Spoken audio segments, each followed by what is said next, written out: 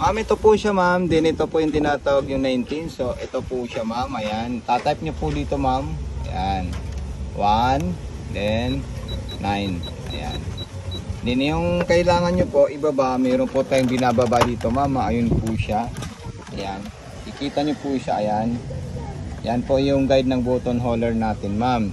So kailangan po natin dyan para gumana po siya sa button holder. Gaganito nyo po siya ma'am, abante. Ayan, pipindutin nyo po yan. Okay, then abante po siya. Then long press naman po paatras. Ayan, then yung haba po niya, kayo na po yung magsiset kung gaano po siya kahaba ma'am. Ayan. Ayan, kailangan aralin nyo lang po siya ma'am, at saka practicein nyo po siya. Okay, so madali lang po yan ma'am, madali lang po siya matutunan dahil ano po siya, pang beginner at saka pang gawa siya ng iba't ibang design button. No, lahatan po ma'am, pwede po siya gamitin ma'am. So ito, ituro ko po sa inyo ulit. Ayan. Hindi ko po naituro sa lalamove yung mga ganyan. Okay, so ibababa ko po ito. Meron po siyang binababa dito ma'am. Ayan. Makikita nyo po siya. Ayan po.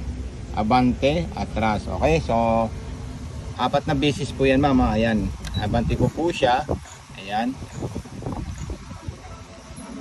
Para makita nyo po kung paano po tayo gagawa ng button holder. Ayan. Abante. Then atras. Okay. Then abante ulit. Then pag nakita nyo po nagdugtong po yung dalawang ano natin. So ayan. So ganyan lang po siya ma'am. Yung number 17 at saka 18 at saka 19. So ito po siya. Konting practice lang po siya ma'am hanggat makuha nyo po yung tamang prosesong paggamit. So 70 naman po, so ganun din po siya, ibababa ko rin po ito at saka ipapress ko. Hindi na masyadong hihilain, kumbaga malalaman mo lang po siya dahil aabante po siya at pag tinulak nyo po siya, atras naman po siya. Ayan. So ganun din po siya ma'am, kumbaga aaralin lang at saka konting practice kasi hindi mo pa siya kabias at saka hindi yun. Yung haba niya, kayo na po yung i-estimate ng sizes. So ayan po siya ma'am, ayan. So mapapansin nyo lang po siya ma'am kung gaano kahaba yung gagawin nyo. Tapos 19 tayo kasi hindi natin na perfect yung 19. Baba ko ulit, ilong press kong paabante. Ayan. Then i-atras ko naman po siya. Ayan. Then itutunap ko naman po siya ulit, paatras. Ayan, ay paabante. So ayan. So ayan, na perfect ko na po siya dahil nakuha ko na po yung ano. Yung nga lang, wala po siyang sinulid sa ilalim, naubusan na po tayo ng sinulid sa ilalim. So ganyan lang po siya ma'am. Ayan. So ito na po yung nagawa niya ma'am.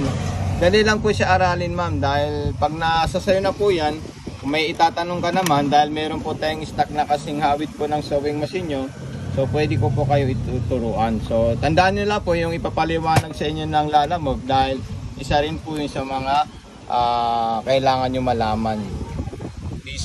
Design, then distance at spacing, then speed control, then needle position, reverse, long press, then start button, stop button, then tension, yung nagtutuhog or nagbubulong sa ilalim. So yan po yung kailangan nyo po, itong number na to. Lagi nyo lang po siya sa normal yan.